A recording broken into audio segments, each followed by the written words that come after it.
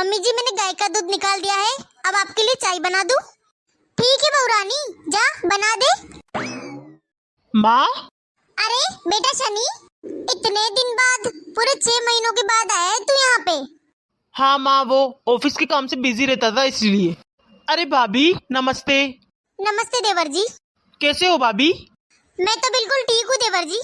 देवर जी आपके पीछे मैडम कौन है? अरे हाँ बेटा, ये तेरे पीछे लड़की कौन है? माँ, ये आपकी छोटी बहू है। क्या बेटा? हाँ माँ, मैंने शादी कर ली है। बेटा बताया नहीं तूने? अरे माँ, शादी इतनी जल्दबाजी में हुई कि बताना ही रह गया। फिर सोचा आपको मिलकर ही बताऊंगा। अब आपकी छोटी बहू 1 हफ्ते तक यहीं है, अच्छे से मिल लेना। चल ठीक है बेटा। अच्छा है, हफ्ते भर तुम दोनों साथ रहोगे हमारे तो घर भरा भरा लगेगा। नहीं माँ, मैं नहीं रहूंगा, बस आपकी छोटी बहू आपके साथ रहेगी हफ्ता भर। मैं तो ऑफिस के काम के लिए 7 दिन के लिए कहीं बाहर जा रहा हूँ। आपको आपकी बहू का ध्यान रखना पड़ेगा। ठीक है बेटा, रख लूंगी ध्यान। माँ चलो मैं चलता हूँ, आप बैठकर आपकी नई बहू से बातें करो। बेटा थोड़ी देर रुक जा, तेरे पापा खेत से आते होंगे, उनसे मिलकर चला जाना। नहीं माँ, मैं नहीं रुक सकता, मैं लेट हो रहा हूँ, आकर मिल लूंगा पापा से। चल ठीक है बेटा, आराम से जाना। बाय जानू। बाय, अपना ख्याल रखना।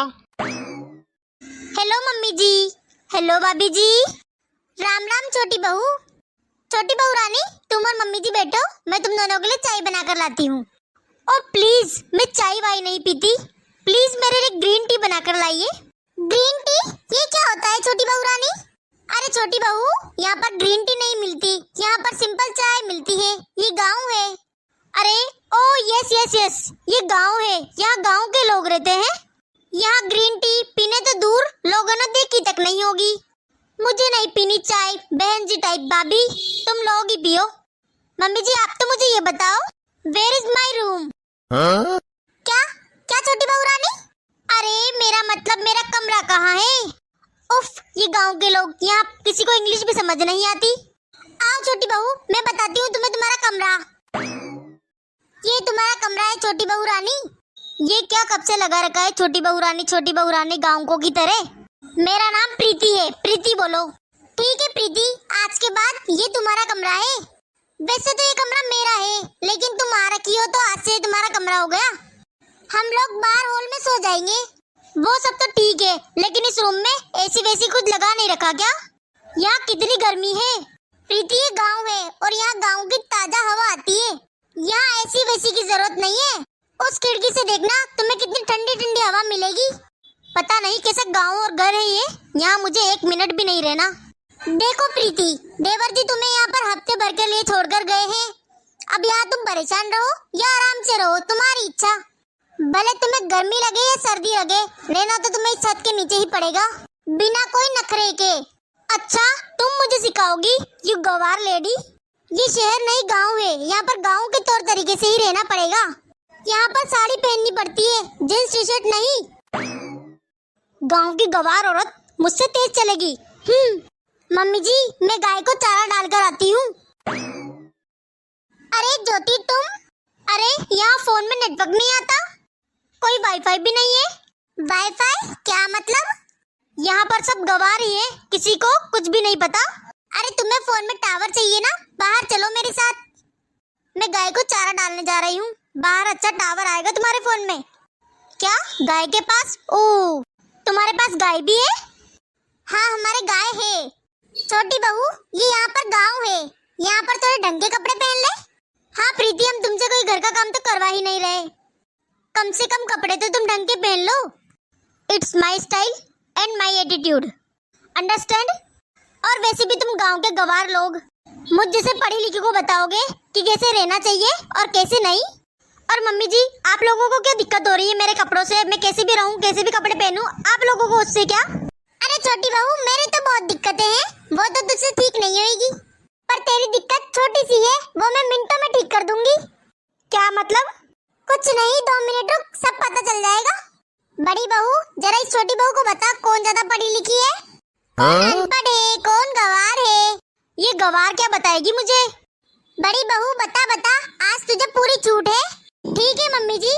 The person who speak 2 words in English that is not educated. Only that person is educated who know how to respect everyone. He who not understand in English, he is not a fool. He doesn't not everything an idiot. She is understand. Got it? ये क्या कर दिया तूने बड़ी बहू? ये थोड़ी ना इतनी पढ़ी लिखी है जो तेरी फराटे दाल इंग्लिश समझ जाए। ये तो बस hi hello bye good night यही सीखा है इसने। मैडम बनती फिरती है। अब बेटा तू इसको जो इंग्लिश में बोला उसी को हिंदी में समझा तभी समझ आएगा इसके। नहीं तो ये फोन में गूगल करती फिरेगी कि जेठानी ने क्या क्या बोला। तुमने क्या मुझे गवार समझा है? अच्छा तो क्या बोला इसने बता। वो मैं समझाती हूँ। जो व्यक्ति 2 शब्द इंग्लिश के बोल दे वो शिक्षित नहीं होता। जो व्यक्ति दूसरों को मान सम्मान इज्जत देना जानता हो ना वो ही व्यक्ति शिक्षित होता है। जिस व्यक्ति को इंग्लिश समझ नहीं आती वो गवार नहीं है, बल्कि जिस व्यक्ति को किसी भी बात की समझ नहीं है वो गवार है। समझी? छोटी बहू, आलतू फालतू फैशन करना, बड़ों की इज्जत ना करना, दूसरों को नीचा दिखाना, थोड़ी बहुत इंग्लिश बोलनी, ये एटीट्यूड नहीं होता। धरती के बड़े से बड़े मंच में, दुनिया के किसी भी कोने में चले जाओ, अपनी संस्कृति का मान रखना, अपने संस्कारों को दूसरों को बताना, इसको कहते हैं एटीट्यूड। जो अपनी मातृभाषा, अपनी संस्कृति, अपना ज्ञान, अपने संस्कारों को कभी ना भूले, ये एटीट्यूड होना चाहिए एक इंसान में। अब बता ज्योति, कौन है गवार? मुझे माफ कर दो भाभी, मुझे माफ कर दो मम्मी जी। हाँ आ गई ना अक्कल, बड़ी गांव वालों को हल्के में ले रही थी। सॉरी मम्मी जी, अब मैं आप दोनों के लिए अच्छी सी चाय बनाकर लाती हूँ। ये हुई ना बात, जा बनाकर लेके आ। ठीक है मम्मी जी। भाभी मुझे थोड़ा सिखा दो। चलो सिखाती हूँ। अरे शनि आ गया तू? हो गया तेरा ऑफिस का काम? हाँ माँ हो गया है। ज्योति कहाँ है माँ? दिखाई नहीं दे रही। बुलाती हूँ रुक। छोटी बहू, बेटा बाकी सब ठीक है ना? हाँ माँ। मम्मी जी आपने बुलाया? अरे वाह आप आ गए। मुझे तो यकीन नहीं हो रहा कि ये तुम हो। माँ जो मुझसे इतने सालों में नहीं हो पाया वो तुम लोगों ने कैसे कर दिया? बेटा ये गांव है, यहाँ पर अच्छे अच्छे लोग सीधे हो जाते हैं। ये तो है माँ, मैं सोच रहा हूँ 10-15 दिन यहाँ पर और रुक जाऊं। क्या? तो दोस्तों कैसी लगी आपको आज की हमारी ये कहानी? अगर अच्छी लगी हो तो लाइक कमेंट शेयर जरूर कर देना। और अभी तक आपने हमारे चैनल को सब्सक्राइब नहीं किया है तो सब्सक्राइब कर ले। और ये बात हमेशा ध्यान रखना, हमारी संस्कृति का, संस्कारों का हमें हमेशा सम्मान करना चाहिए।